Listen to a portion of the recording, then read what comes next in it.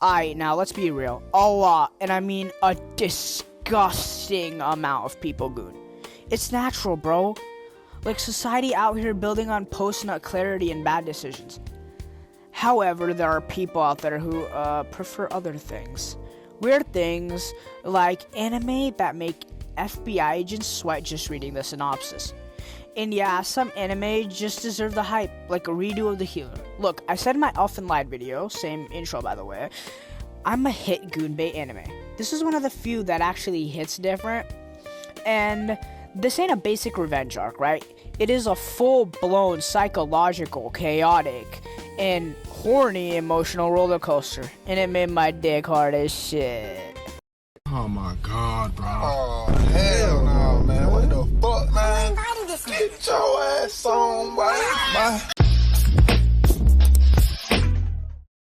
Now, y'all may feel like, this motherfucker serious? Kinda. I'ma be for real. I'm a horn dog. I was a serial gooner back in the day, and now I know what y'all thinking. Why are we watching this dude smash morals and throw humanity in the trash? Bro, I'ma be real. That's not Sigma energy, though. Look at that man. Described him as one of the most dangerous men on the face of the earth.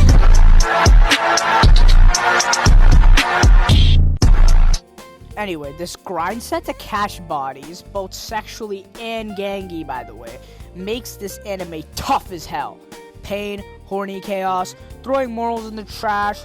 It's like watching someone invent a new genre of bad decisions. Like, tell me that ain't tough. Like, facts. Aight, so episode 1, Kaoru's life, absolute hellhole. Bullied, overused, traumatized like my fleshlight after a weekend binge. And bro, I haven't even seen suffering like this since my English teacher made me write that 3-page narrative on nothing. But to be fair, that's the point, and it is designed to make you feel uncomfortable and yet engaged. They tick all the boxes of holy fuck. And the Genkiaru, bro, the guy you want to cheer for, but also want to slap upside in the head, no in between. There is literally no moral compromise. Like, tell me that shit ain't art. And pacing, let me tell you, that show takes its sweet time turning him into a basic healer into a full-blown asshole. Luxurious, like meditation, if meditation came with horns and fan service. Alright, y'all, now we're in episode 2, and low-key, this is the focus of the video. Meet Flare, the princess, the diva, the literal dumpster fire with a crown. This shorty hates peasants, hates Kiaru, and legit the type of person who'd make your life miserable for looking at her wrong. Now, the empire they live under, they are begging for Kiaru to do something. Yeah, they realize their lives are in his hand, and bro is about to teach a master class in morally questionable decisions. This episode made me laugh and hate myself at the same time. Kiaru going beast mode, taking Flare down, breaking fingers, mentally scrapping her like a twig. Wait, what? Oh yeah, there's a cockslap scene incoming. Bro, I ain't even gonna front. I laughed. I hated myself for laughing. That's genius writing right there. Like, you're watching someone commit crimes and fan service simultaneously, and somehow the tension is still real? And why this episode works. Let me break it down, bro. The voice acting with Flare screaming while Kiaru casually smirks. Cinematic gold and animation, bro. They actually thought about the angles, dog. Like, they wanted this scene to feel uncomfortable. And the revenge plot so well paced that you're rooting for a man literally throwing his damn morals in the trash. Like, not even in a sexy way, but in a damn, that's satisfying way. And pacing, again, luxurious. They stretch the trauma, the revenge, the fan service into a long, awkward, yet captivating sequence.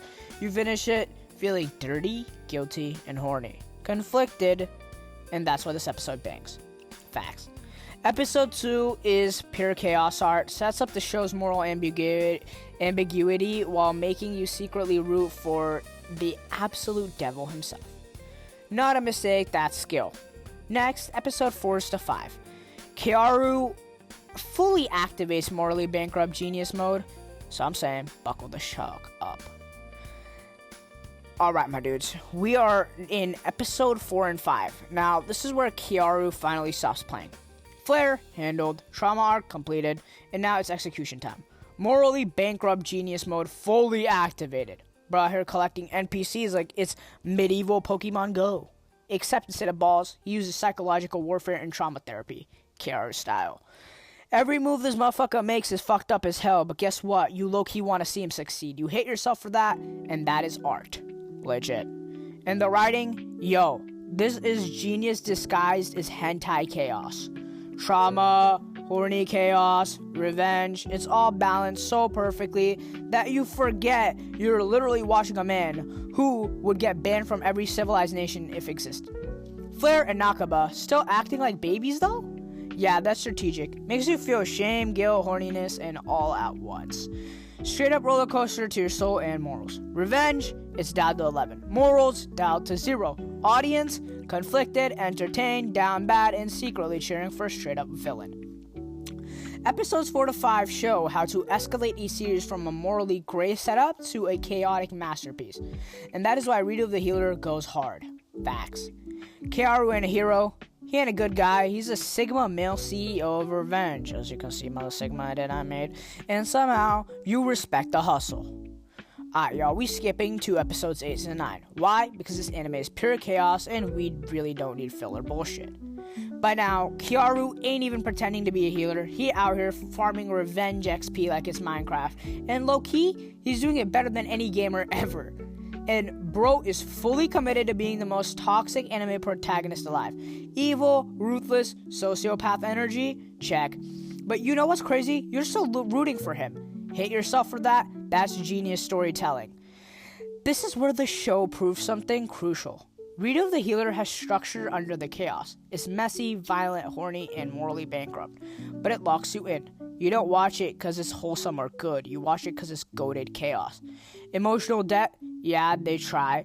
Talk about pain and healing like they don't give it heart? Cap. This ain't character development, my guy. It is hentai with lore, but somehow it works. Kiaru out here leveling up in evil, like he is playing Dungeons and Dragons with no dice roll. Every action calculated, every reward brutal, and every NPC stepping stone. And bro, we love watching it. You low-key admiring the hustle while knowing he's a full-blown menace. Moral of episodes 8-9, Rito the Healer isn't about redemption, it's about revenge, chaos, and keeping the audience down bad and entertained. That's why it slaps. Alright now, we are at episode 12. This so-called finale. Bro really wrapped up his revenge arc like a medieval Andrew Tate surrounded by magical hoes who do whatever he says. Retirement plan? Low-key solid. This episode kicks off like every JRPG side quest ever. Kiaru and the gang pull up to a random kingdom like they looking for save sauce, but nah, this ain't a vacation. My man's so paranoid, like someone caught him looking once. Like PTSD built different. And then Norn, the demon child of the royal family, tries to play tough again. Shorty like that one toxic ex who won't accept the breakup. Like bro, how many times do you have to get body checked before you realize you're not the main character material? Kiaru? Oh, he just don't beat her. He goes full Kiaru special. Mind control, memory wipe, loyalty programming. Bro's building an army like it's Clash of Clans with a hentai side quest. Literally. The man out here using healing magic is a war crime, and he's talking like a philosopher. Incel Batman with spells, facts, and the wild part, the writers make it feel like the world is so corrupt that we're supposed to root for him. And guess what? It works. Action minimal. It's more about wrapping up the revenge arc and setting up season 2 power scaling. Kiaru is now unstoppable, nobody being safe, and still toxic as hell. This finale doesn't really end anything though. It just raises stakes and makes you feel dirty for wanting more. Perfect season finale and energy, and yeah, I low-key want season 2 yesterday. Anyway, thanks for watching this video. We finished another video. Anyway, y'all, thanks for watching. This video wasn't easy. I had to rewatch this anime. And of course, this anime really isn't goated, but well done. Anyway, I'ma hop off now. See ya! Alright, y'all, I've been here for quite a bit, right? I cannot find any good clips for Rito the Healer right now for the video I'm currently making. You're gonna see this at the end of this video, Oh fuck. So, I'm just chilling here, right, and I click on this, it is literally going through this, I I'm looking at this. What the fuck is ChatGPT reading Wikipedia for? Like, what? And then you go over here. This anime clip needs to be English dub tamed, suitable for general audiences. Duh. See, it should involve character interactions, exposition, or relevant plot developments. Yes. So it's just thinking, right? And then if you realize, and then it just heals and manipulates. Like, I see this and I'm dying because it's literally going through and covering stuff I'm actually gonna talk about in this, or I'm talking about in this video. Fuck. It's gonna be at the end. Well, shit. You know, it is what it is. I woke up today like a cheap day. Get ziggy like it be the weekend. I leave my nuts hanging and both of them clinging. My drip from the garden to Eden. Try to think that my dick, but like it man. Where I walk like my boss got an implant. Meditate on the bullshit, get into my zen. When I snooze, I got 3 F's and 6 hands. I told him let's ride.